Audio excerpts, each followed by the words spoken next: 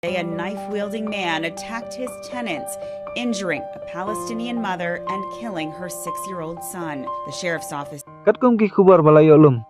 Laong bakan don ka jengyah te soskolar. Hapadeng kari US, Israel bat Egypt. Kenang ban yok ban shalan. Yakilat ai jing sumar.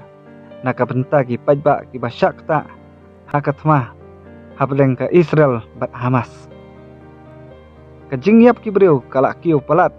Ya ka sawajar nakane ka jingjia. Presiden Netanyahu ulap diang sob haru ya Presiden ke US Joe Biden kenang ban yo ya keren naka benta ban ajing sumar ya ki pajba ke Gaza. Long ru bah kawai ke jingjia ka ba yadai bat kane. Wei ubriu bom semlala ban itu ulap rong tu hakawai kalong yeng kinong Palestine.